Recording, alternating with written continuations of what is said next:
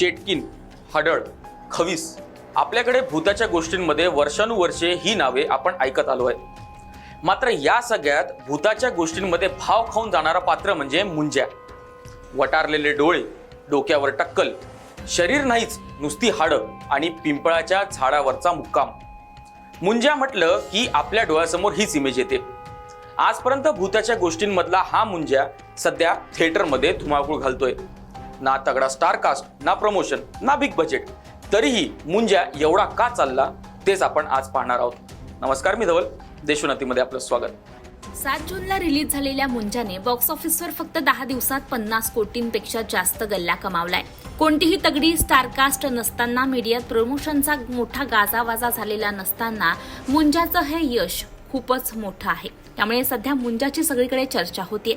पण गावाकडच्या गोष्टींमधला मुंजा सिनेमात एवढा हिट होण्याची कारणं काय? कालपर्यंत ज्याची भीती वाटायची त्या मुंज्याची एवढी क्रेज का वाढली? मुंज्याने रिलीजच्या पहिल्याच दिवशी 4 कोटींची कमाई केली आहे आणि अशा प्रकारे मुंज्याने 12व्या दिवशी 62.45 कोटींची कमाई केलेली आहे. बॉलिवूडच्या सिनेमांना देखील त्याने मागे टाकत प्रेक्षकांची मनं जिंकली आहेत. तो सिनेमा म्हणजे दिग्दर्शक आदित्य सरपोतदारचा मुंजा. मराठमोळी शर्वरी वाघ ही मुख्य भूमिकेत, तर रसिका वेंगुर्लेकर, सुहास जोशी यांच्यासह अनेक मराठी कलाकार हे महत्त्वाच्या भूमिकेत दिसतायत. एका चॅनलला दिलेल्या मुलाखतीमध्ये आदित्य यांनी म्हटलंय की मुंजा ही ब्रह्म राक्षसाची कथा आहे, ज्या कोकणात, महाराष्ट्रात खूप प्रसिद्ध आहे. पण अशा गोष्टींवर सिनेमा का बनत नाही हा प्रश्न मला लहानपणापासूनच पडायचा.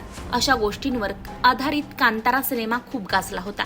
त्यामुळे मला असं वाटतं की आपल्या महाराष्ट्रात आणि देशातील प्रत्येक प्रांतात अशा अनेक कथा आहेत.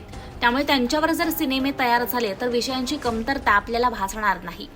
हॉलिवूडमध्ये तर 50-60 वर्षात लिहिलेल्या पुस्तकांवर सिनेमे आहे आणि मोठ्या मालिका तयार करण्यात आलेल्या आहे.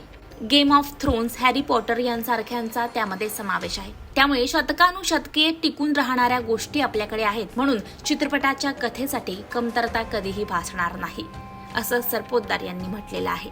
खरं तर या सिनेमाच्या टीझर आणि ट्रेलरनं प्रेक्षकांना फारसं इम्प्रेस केलं नव्हतं. बिग बजेट, स्टारकास्ट नसलेल्या या सिनेमाच्या ग्राफिक्स आणि CGIवर सुद्धा सर्वात जास्त खर्च करण्यात आला होता. पण ट्रेलरमध्ये सिनेमाची ही बाजू फारशी प्रभावीपणे दिसून न आल्यामुळे या सिनेमाचा फर्स्ट इम्प्रेशन हे फारसं चांगलं नव्हतं. पण मुंजाने गेल्या 12 दिवसात करोडोंची कमाई केली आहे. त्यामुळे हे या सिनेमाचं विशेष यश मानलं जातं. शाळा, कॉलेजेस आणि पाऊस या तीनही गोष्टी सुरू होण्याच्या वेळेस मुंजानं केलेली ही कमाई मोठं यश असल्याचं सांगितलं जातं. कॉन्जरिंग सारखे हॉलिवूडचे सिनेमे हॉरर म्हणून बघणाऱ्या भारतातल्या प्रेक्षकांना आपल्याकडे ऐकलेल्या सुपर नॅचरल शक्ती बघण्याची जास्त उत्सुकता असते. तसंच काहीसं मुंजाच्या बाबतीतही झाले. त्यामुळे आपल्याच मातीतल्या गोष्टी आपल्या लोकांना रंगवून आणि आकर्षक पद्धतीने सांगण्याची ट्रिक ही दिग्दर्शकाला सापडल्यामुळे मुंजाही सध्या चांगलाच गाजतोय. या आणि अशा अनेक कारणांमुळे मुंजा सध्या बॉक्स ऑफिसवर सुसाट सुटलेला आहे. तुम्ही मुंजा बघितला असेल तर त्याचा तुम्हाला आलेला अनुभव आणि ही सक्सेस स्टोरी कशी वाटली याबाबतची तुमची मतं आम्हाला कमेंट करून नक्की कळवा. आणि असेच नवनवीन रिपोर्ट्स आणि ताज्या घडामोडी पाहण्यासाठी देशोन्नतीला फॉलो करायला विसरू नका. नमस्कार.